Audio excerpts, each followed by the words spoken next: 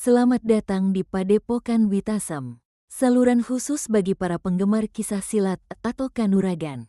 Saat ini Anda sedang mendengarkan Kitab Kiai Gringsing Bab 1, Agung Sedayu Terperdaya Bagian 1. Selamat menikmati.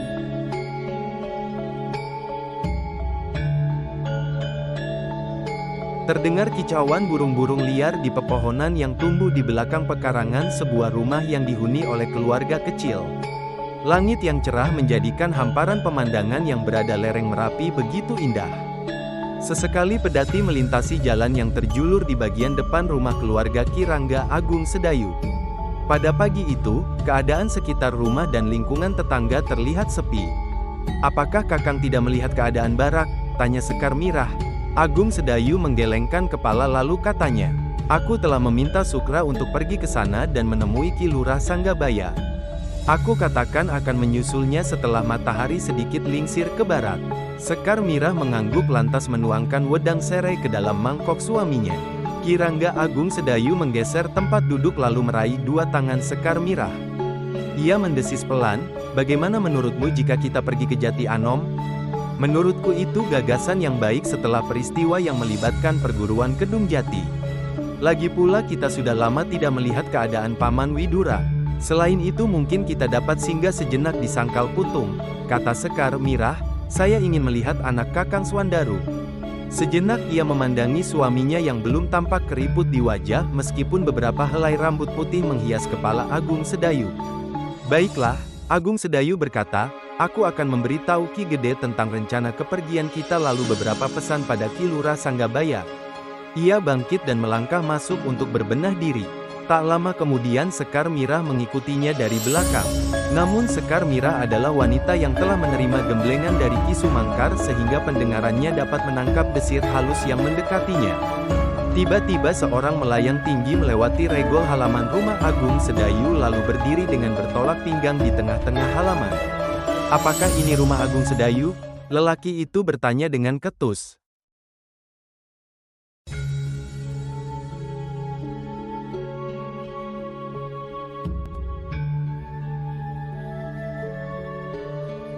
Sementara itu Agung Sedayu yang baru saja melintasi peringgitan segera melesat keluar. "Kisanak mengejutkan kami," kata Agung Sedayu sebelum Sekar Mirah sempat berkata-kata. Orang itu tertawa, katanya, "Aku perlu berbicara denganmu." Ia melirik Sekar Mirah, sambil menudingkan jari telunjuk, "Hei, kau dapat meninggalkan kami berdua." Meskipun Sekar Mirah adalah perempuan yang berusia masak dan mempunyai pengalaman yang luas, namun ia tetap merasa tersinggung karena sikap kasar lelaki yang berdiri di tengah halaman rumahnya. "Jaga bicaramu Kisanak, kau tidak akan dapat berjalan seperti biasanya apabila kau masih bersikap tanpa santun di depan kami." "Tentang apa Kisanak?" tanya Agung Sedayu sambil meraih lengan istrinya agar dapat menahan diri lebih jauh. "Apakah kau ingat tentang Ki Tumenggung Prabandaru Agung Sedayu?" bertanya lelaki itu. Agung Sedayu mengangguk lantas menjawab, "Aku mengingatnya sebagai seseorang yang tangguh dan sangat kuat." "Apakah kau ingat pula 3 orang bajak laut yang terbunuh mengenaskan karena pengeroyokan di tanah ini?" lelaki itu bertanya lagi. "Sembarangan kau bicara Kisanak," hardik Sekar Mirah dengan wajah memerah, "kau pasti mendengar kabar yang salah tentang kematian bajak laut itu. Mereka mati dalam perang tanding yang adil, bahkan mereka yang memulai kecurangan itu. Mereka berbuat curang, bukankah itu karena lelaki di sampingmu yang mengubah wujudnya menjadi 3? Lelaki itulah yang berbuat curang dalam perang tanding, Nyi Sanak," bentak lelaki itu sambil menuding ke arah Agung Sedayu. Wajah Agung Sedayu berkerut. Bantahnya, "Mengubah diri adalah kewajaran dalam satu perang tanding Kisanak. Karena wujud itu pun dapat menghilang. Kecurangan akan selalu diikuti oleh kebohongan, Agung Sedayu. Kebohongan yang kau katakan di hadapanku akan membuahkan kebohongan baru di masa mendatang. Dengan begitu, anak cucumu hanya mendapat berita bohong yang disampaikan turun-temurun," kata lelaki itu. Agung Sedayu termenung sejenak, kemudian bertanya, "Apakah kau mempunyai hubungan dengan Ki Tumenggung Prabandaru?" "Tidak." Agung Sedayu melangkah turun dari pendapa kemudian bertanya lagi, "Lalu apa hubunganmu dengan bajak laut yang mungkin ingin kau bangkitkan dari kematian?" "Aku adalah sahabat mereka, dan kau ingin membalas dendam untuk kematian mereka bertiga? Bukankah itu wajar? Kalian orang-orang menoreh," terutama engkau Agung Sedayu, telah mempermalukan perkumpulanku. Mereka bertiga adalah orang yang mempunyai pengaruh besar di pesisir utara. Kehadiran mereka dalam perkumpulanku telah membuat perkumpulan kami lebih disegani dan ditakuti oleh perkumpulan lainnya, kata lelaki itu kemudian berjalan 3 langkah lebih dekat dengan Agung Sedayu. Kau telah berhadapan denganku, lalu apa rencanamu selanjutnya? Agung Sedayu bertanya seolah-olah belum mengerti maksud kedatangan lelaki asing di halaman rumahnya. Lelaki itu tertawa keras dan sengaja melambari suaranya dengan tenaga cadangan sehingga membuat atap rumah bergetar dan daun-daun kering berterbangan.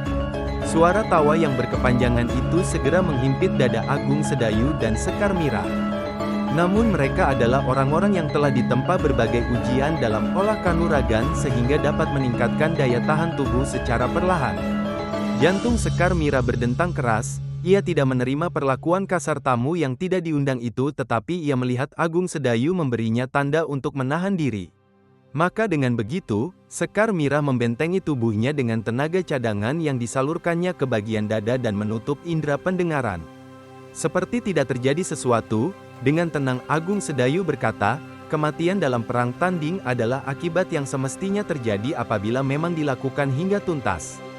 Maka dengan demikian, aku sama sekali tidak bersalah Kisanak. Lelaki itu meningkatkan serangannya dengan menambah lapisan tenaga cadangan.